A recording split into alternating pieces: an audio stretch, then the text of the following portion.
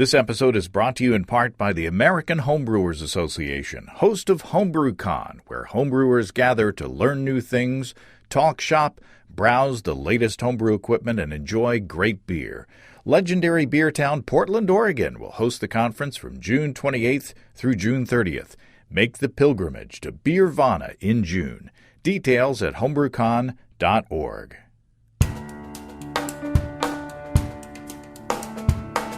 Welcome to Basic Brewing Radio for Thursday, May 24th, 2018. I'm James Spencer. Here at Basic Brewing Radio, we're all about homebrewing. This week, Steve Wilkes and I evaluate the second round of something we're calling the Hop Sampler. In this installment, we up the alpha acid level and delve into Calypso, Apollo, and experimental 07270. Will we like them? Will we be able to tell the difference? Will Steve say, "We're splitting hairs here"? Stay tuned.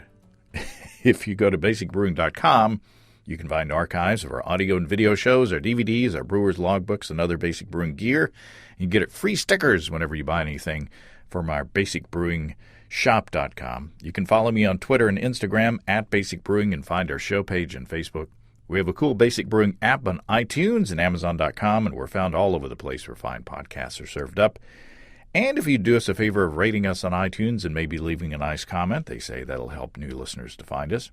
And if you want to support us financially, check out patreon.com/basicbrewing. I interviewed Dick Cantwell about his new book, Brewing Eclectic IPA, Pushing the Boundaries of India Pale Ale. You'll hear that next week. It's a great conversation, and inspired by one of his recipes in that book, this week I brewed a rosemary IPA using freshly cut rosemary from about 5 feet from my brew pot. So talk about local. Well, I've never brewed with rosemary before, and the recipe called for it to be added in the mash, at the end of the boil, and in conditioning. I used 2 ounces or 56 grams of rosemary branches in the mash, and when I spelled the mash at the end of the rest, it didn't exactly smack me in the face with, rosemary character, but there was sort of a savory, almost minty hint there, and I liked it a lot. I used Green Bullet hops, which is different from what Dick called for. Green Bullet is described as spicy, with dried fruit character, a high level of floral oil that complements and balances the piney, resinous hop character. So I'm really looking forward to tasting how the rosemary pairs with that. And I especially like the idea of using something that's growing in my yard. I've got a giant dill fern next to the rosemary. Maybe I'll save that for a small batch experiment, though. We're going to take June off from posting this podcast, and this is probably the last time that you'll hear about this opportunity to save $20 from our newest sponsor before then, Poncho's Keg Cooler from Poncho's Brewing Lab down in Texarkana, Texas. You've heard me talk about it a couple times before. It's a 20-gallon water cooler that's specifically designed to hold and chill a 5-gallon corny keg. It's really cool. Every time I post a picture of this cooler on Instagram and Twitter and such, people get really excited about it. And I can understand why. It's a neat idea. Pancho Lozano came up with this idea because he was tired of messing with jockey boxes, the cleaning, the keeping the lines balanced, and knowing that, his keg was sitting out in the summertime heat away from the ice in the box. So your beer gets warm in the keg, and then you got to cool it down again forget it.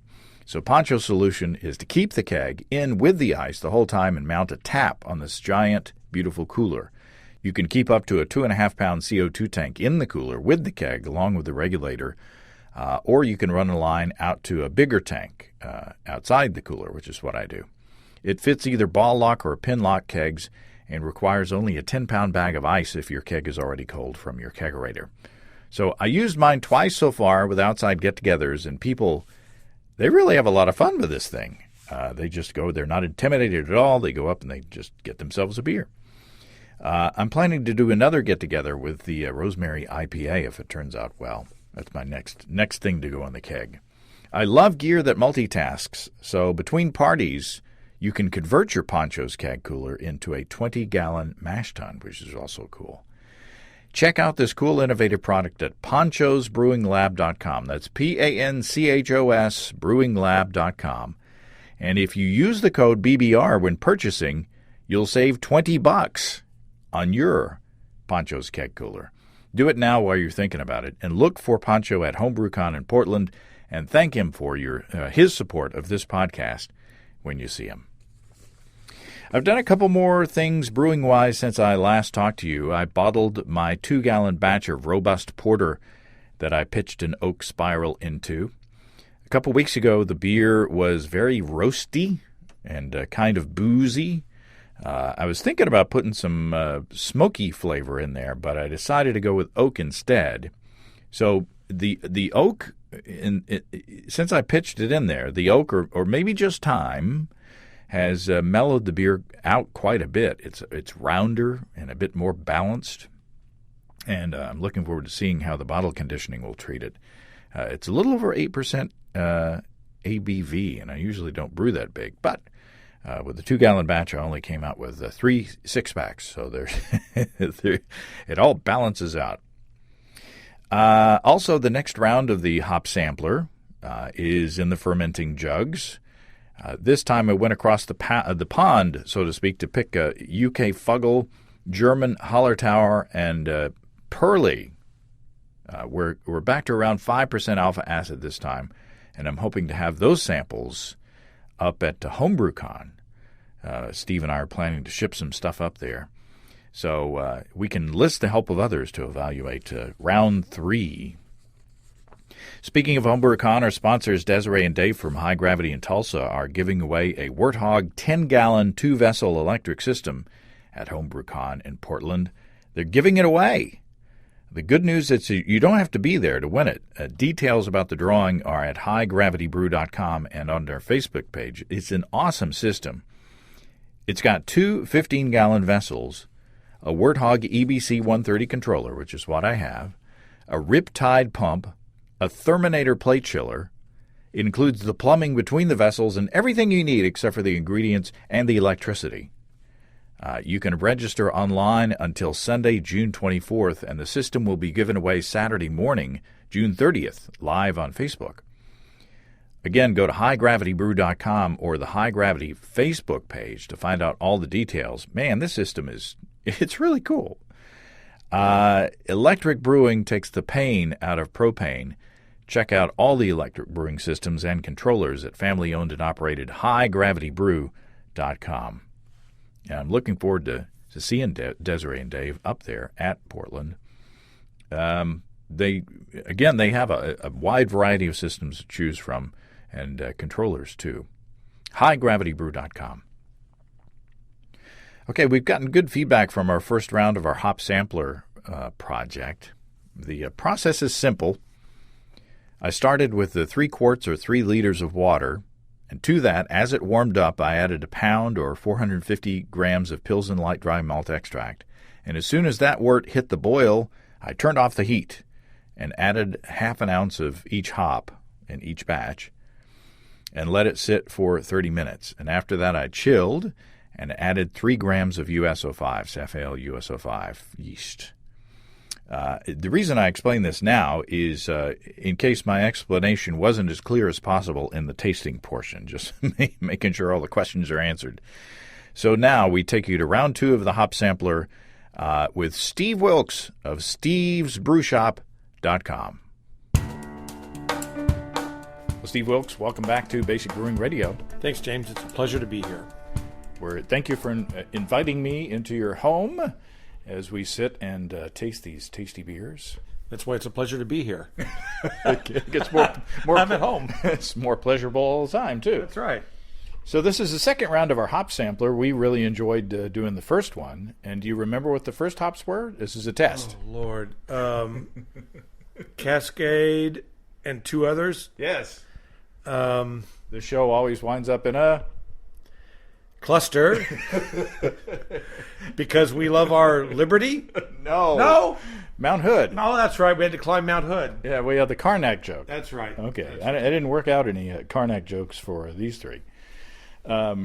So basically the experiment is I take 3 quarts or 3 liters of water And then I take 1 pound or 450 grams of Pilsen Light dry malt extract, and I bring that up to a boil, and I made 3 batches.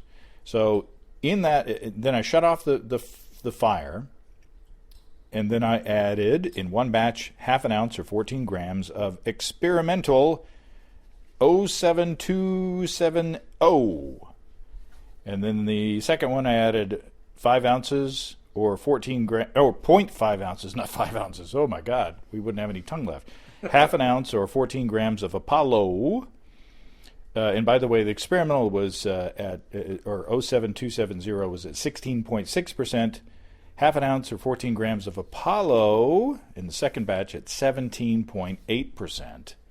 And half an ounce or 14 grams of Calypso at 14.7%. So all of these end with a big O. They certainly do. And don't we all want that in our lives? To end with a big O? End with a big O. Well, yes. I say, Sapphire. And then I so that wound up with the original gravity. Oh, and I let that sit for 30 minutes. And let it cool naturally for 30 minutes. And the starting gravity was 1060, final gravity was 1010, and I pitched each with 3 grams of US-05. And I've got one of those little, drug scales that you get on Amazon or whatever, where you can, I think it weighs to the 100th of a gram or something ridiculous. Wow. Yeah. Did you get that at the Breaking Bad store? Yeah, they were going out of business. the Blue Rock Special? So in the first experiment, those were the alpha acids. Cascade was 6.3%, Cluster was 6.6%, and Mount Hood was 5.6%. So these are mathematically more than twice as much alpha acids as the first batch. And I've got a sore on my tongue, so if I sound like if I start talking like Tom Brokaw, there's a reason why that. Anyway, I've been eating too much tomato sauce or something. Anyway, so the alpha acid level is more than twice as much, but I used the same amount because I was like, let's just let that be the standard. The way because if you start calculating weighing based on percentage of alpha acid, then you're like, I would have had to add like less than a quarter of an ounce of each of these. Yeah. And to me, that didn't seem fair. No, this is a much simpler way to explore the hop, because that's what we're doing. And so, yeah, this is a simple is good. Mm-hmm. Yeah.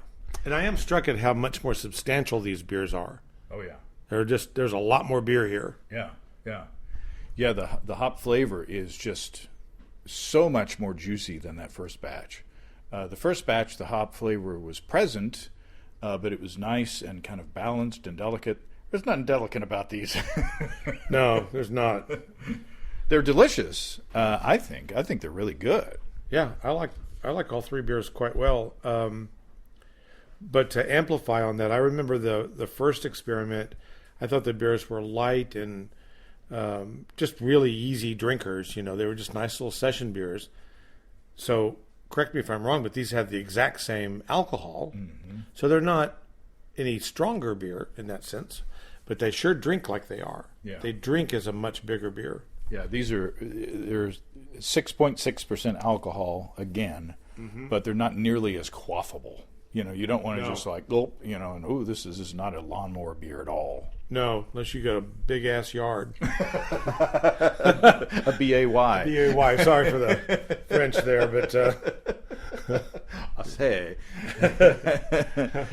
What's that, Blackadder? So so you have some paperwork there. I do. Some background on the different hops. So where do you want to start? Well, let's start with the Apollo. All right. Okay, because if you play the showtime, if you play the Apollo, you've arrived. So one of these hops is Apollo, and I thought it was very interesting to learn that it's a daughter of Zeus. So Zeus is a hop that I've never used before, and based on the description, might not want to. So how is Zeus described? well, black pepper, onion, and light citrus. And so at the onion, It's good for fish. It's good for fish. It's good on fish. Good in calamari. But so anyway, I like Apollo, and I use it quite often. It's described as having a monstrous alpha acid percentage of 15 to 19%. It makes it a popular bittering hop for big IPAs, which I do use it for that.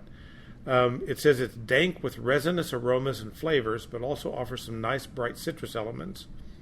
Originally, it was only used as a bittering hop, but has found a recent resurgence as a dual-purpose hop. Apollo has excellent storage stability, and it has very high alpha acid, good storage, low cohumulin. Added late to the boil, it's said to provide a strong grapefruit and hoppy note. So strong grapefruit. And what's our source for that? Yakima Valley. Okay. Yeah. And I would agree with all of that. I actually prefer to use it as a late hop addition than as a bittering hop, though it certainly works for that. Mm-hmm. So I've become a pretty big fan of it. I put this particular hop in my grapefruit IPA. Oh, yeah. I think your kit. Yeah, the kit. And I think it works really well in there. So that is our hop number one. And I forgot to mention that this is a blind tasting.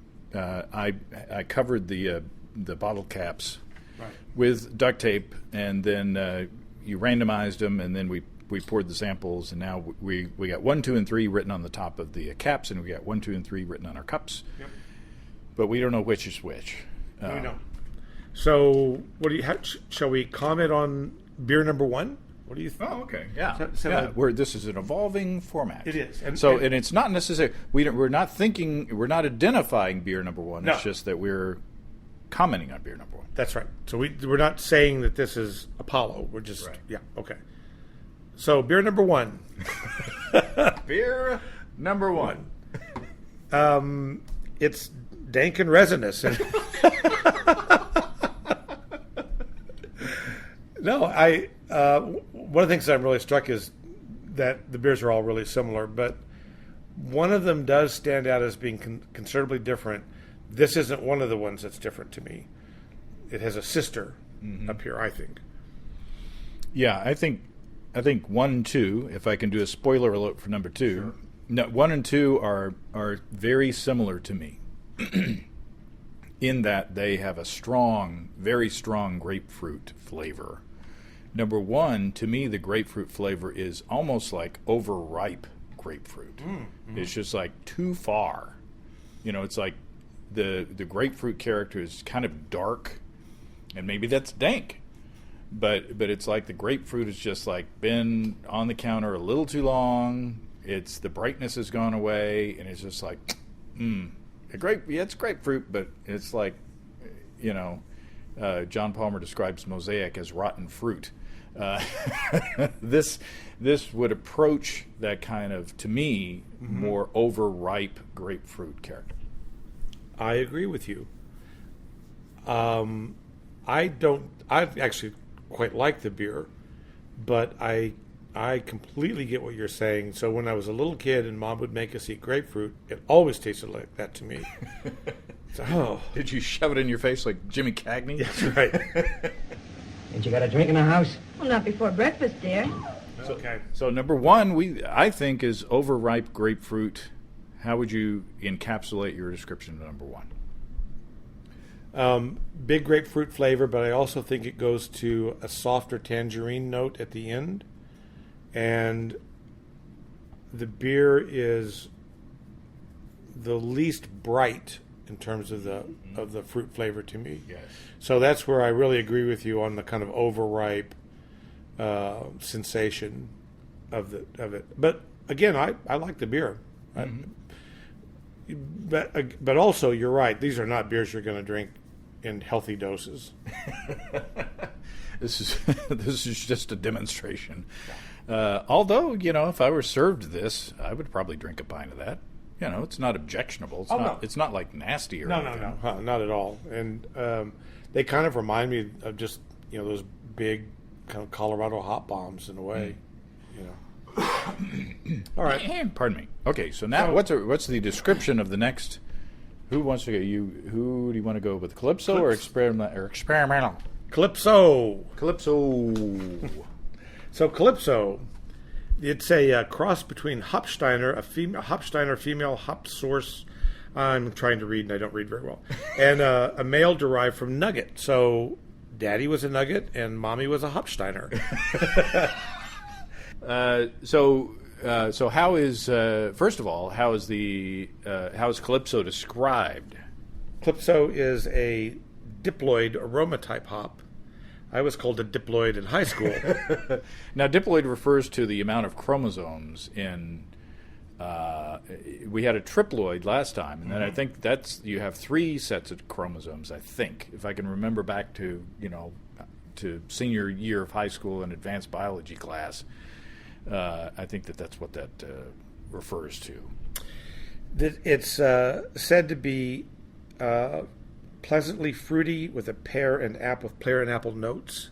Oh, and I have a feeling about that. One of these kind of does that for me. It's a high alpha acid hop. It's 12 to 14%, so not as high as Apollo. Pleasant fruity characteristics. It says it's resistant to powdery and downy mildews. So you got to like that, which is important in the brew pot. Well, I can't remember how many times a brew has been ruined by the downy mildew in the. It's more if you're growing it that you want to worry about the downy mildew. That's right. Or yeah, exactly. And downy mildew. Well, of course it's. Well, you don't want the Morton downy mildew. That's right. That's right. So what do you have any? What's a nugget? Do you have any info on nugget? Yes, I do. As a matter of fact, Nugget is a high alpha variety released in 1983 from the USDA breeding program in Oregon. It's characterized by a mild herbal aroma, low proportion of cohumulin, and good storage stability. Nugget is the second most widely grown hop in Oregon, and it's also has significant acreage in Washington State. So it's an 11.5 to 14% alpha acid hop. And this is the daddy of Calypso. Right. And that info is from the Fresh Hops website. That's right. So more spicy on the nugget. Mm-hmm. And I like Nugget. We carry Nugget and use it in some of the beers that we do. It's fairly popular here. Different brewers here will use it, unprompted from me. In what capacity? As bittering or later? A little of both, actually. Interesting. Okay. So Nugget is a parent of Calypso, along with the Hopsteiner. Along with a hop parent to be named later by Hopsteiner, I guess. That's right. So, shall we move on to sample number 2? Yes.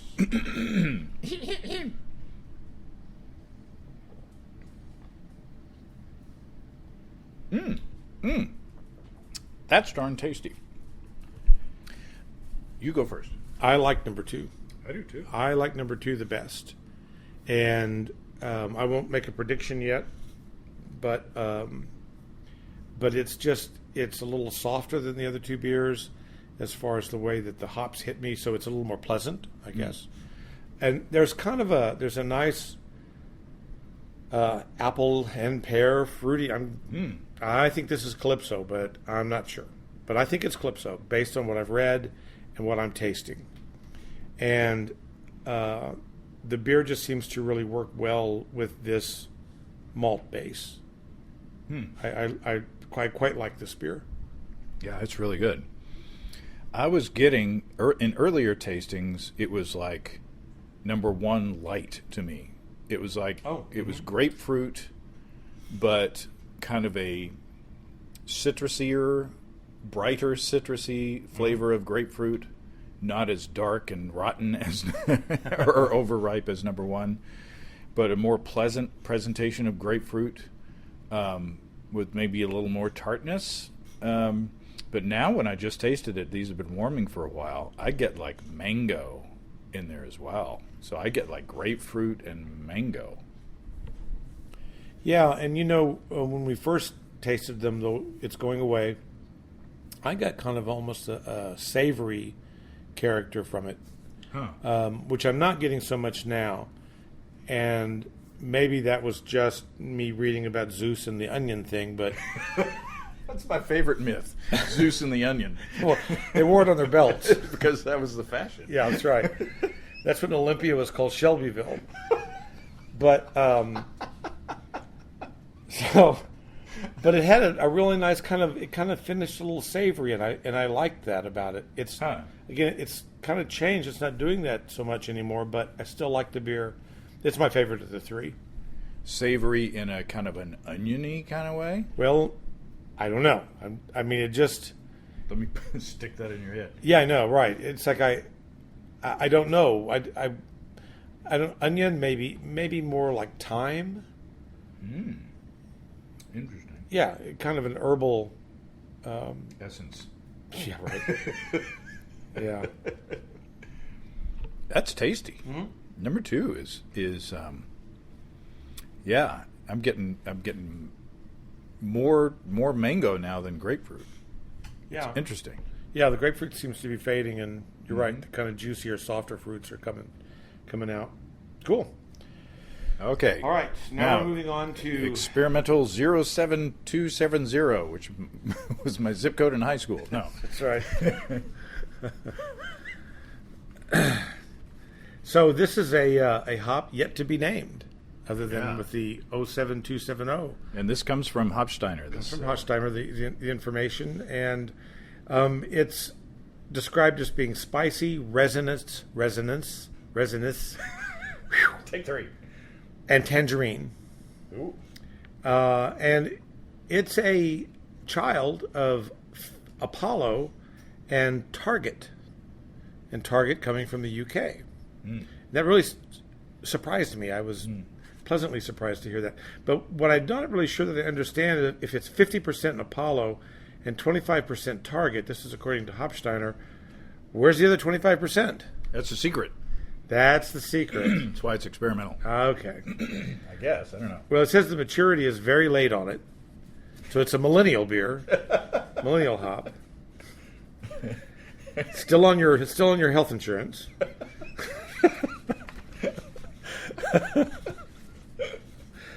And again, it's another high alpha acid hop. It's 15 to 18.5 in alpha acids. And we don't really care about beta acids, do we? I don't know. I don't know if we do or not. But I don't really know much what to say about the beer about the hop since I don't know which is which. Well, we could talk about Target, though. Oh, that's right. Because that's apparent. It's apparent. It's apparent. This is a super Target. So Target being one of its parents that we haven't talked about, it's goes to sage and citrus and spice. And it's used in bittering, and its bitterness is said to be sharp and assertive. And the flavor intensity is said to be 9 out of 10. Now, this is coming from the British Hop Association. So they have a little bit different way of describing things. It says it's a bit of all right. Bob's your uncle. It's a Bob's your uncle and a bit of all right. And what's all this then? So, good morning. Are you free? I'm free. So, Target is another one of my really favorite hops. So that's kind of cool that these all play together in hops that I use a lot. The Target, I like to use it as a bittering hop in my British beers. I like the way it works in them. So to know that some of the 07270 is coming from Target, that's kind of cool. Don't know what it means yet, but it's kind of cool. Mm-hmm. Now the 90210 hop is from the 90s. Okay, so let's talk about number 3. Number 3.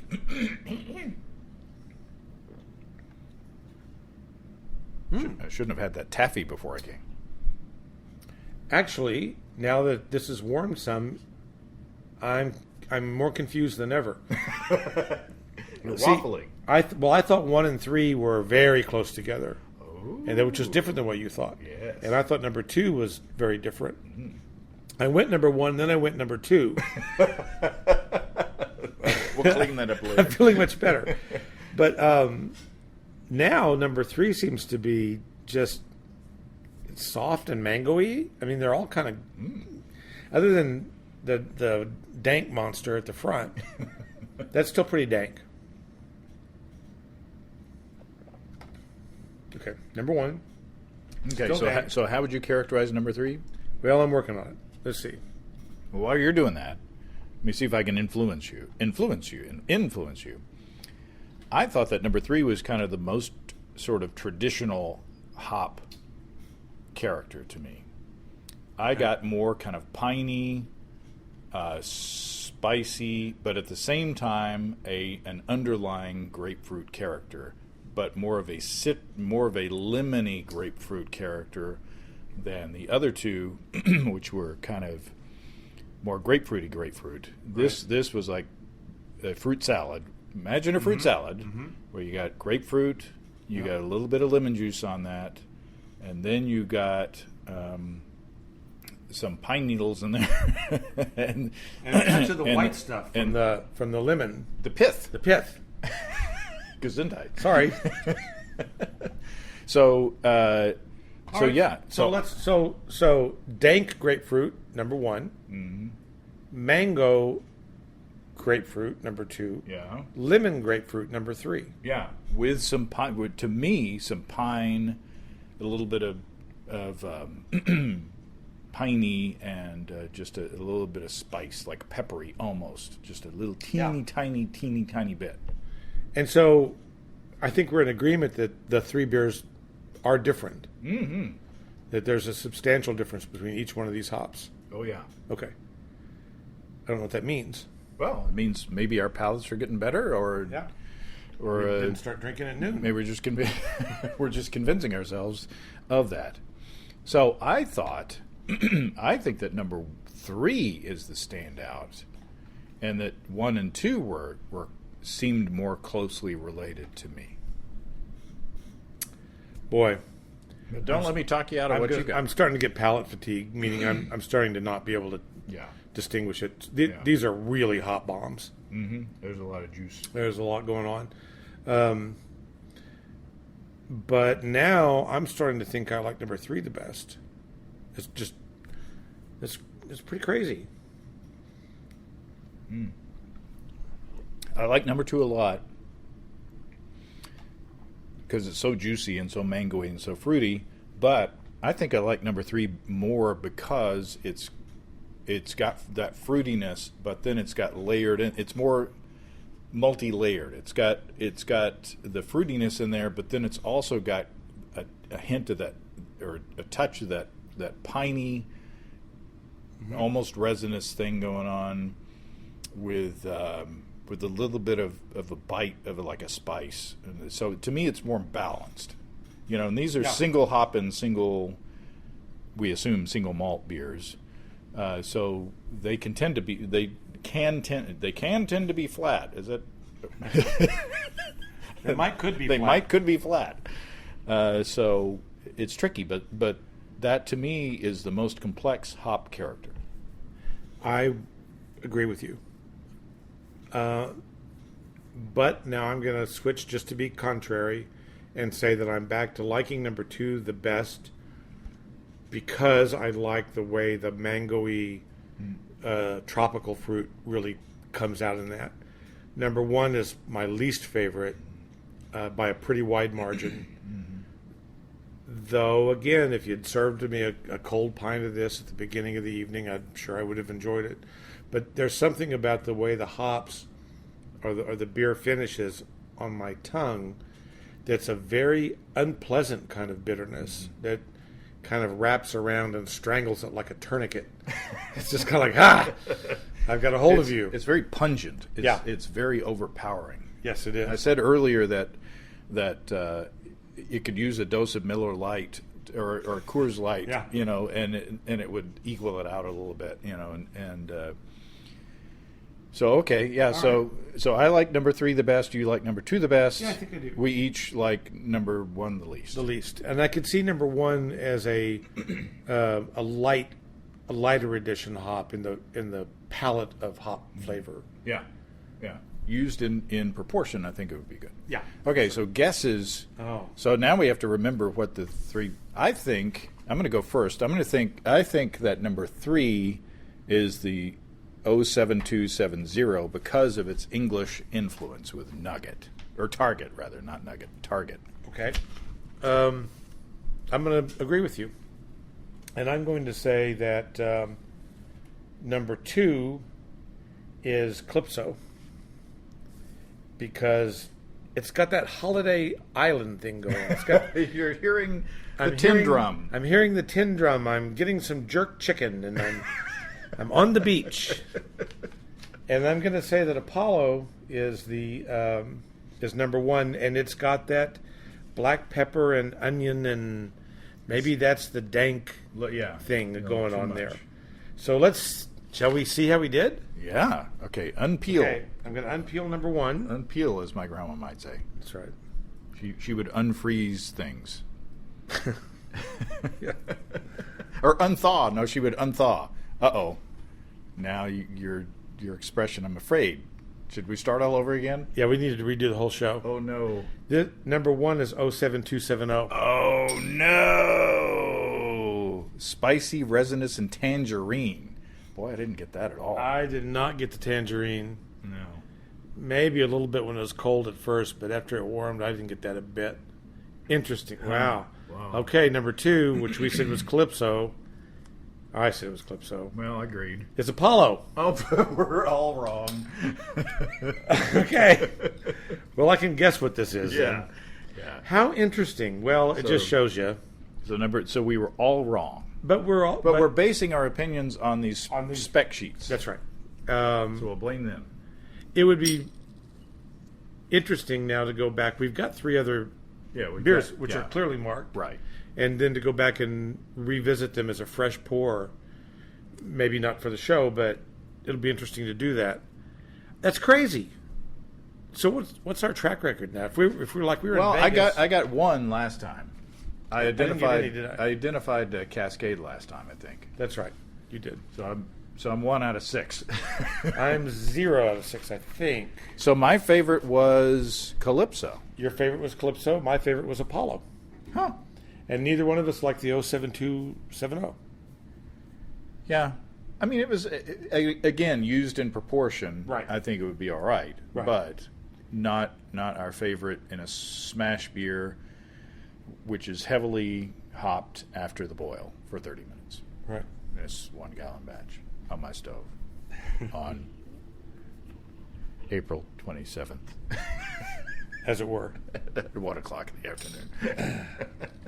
Well, I have learned something here today. That is some learnings there. Yeah, it is. Crazy, and I always did like number 2 best, which is that's where the foundation money's going. So makes me feel pretty good, actually. Well, there you go. Yeah. Now we have time. I'll come into the shop here soon and pick out another set of 3, and we can brew. I can brew some more beers. And you said that you're going to ship some beers up towards Portland. I am. I'm going to put a care package together for a city with no beer. Yeah, there's no beer. There's there. no beer. We have to ship our own beer. Some in case there's no good beer. But hopefully, sorry, Duffel. Hopefully we can recruit some volunteers to maybe do the next version of the hop sampler. I think that would be terrific. On the hop stage in Portland. In a hotel room somewhere. Yeah, well, it's not a very big stage. All right, Steve, this has been fun again. Yeah, thanks, James. Thanks again to Steve of stevesbrewshop.com. It's never been so fun to be wrong in these things. Maybe we'll have better luck next time with the UK Fuggle, German Hallertau, and Perle. Hopefully in Portland. Perle in Portland. If you have brewing questions, show suggestions, or just want to say howdy, write to James at basicbrewing.com or just fill out the contact form on basicbrewing.com. And please don't forget to tell us where you're from. Thanks to everybody supporting us through our Patreon page. Special goodies coming your way. Check all that out at patreon.com/basicbrewing. Be sure to check out our DVDs, Extract Brewing and Partial Mashing, Stepping into All Grain, Low-Tech Lagering and Decoction Mashing, and Introduction to Wine Kits. You can find them all on our site. Get a free Basic Brewing bottle opener with any DVD combo, and you can check out our Basic Brewing shirts in the store, too. You can find our logbooks where you can track and log up to 50 batches of beer. Check all that out at basicbrewingshop.com and get free stickers with every order. Don't forget you can join the American Homebrewers Association and subscribe to Brew Your Own magazine through the associate links on basicbrewing.com. It's all until next time. Until then, thanks for listening, everybody. I'm James Spencer. Production help for Basic Brewing Radio and our website is provided by Kelly Dotson. Basic Brewing Radio is a production of Active Voicing. We'll talk to you next time, everybody. So long.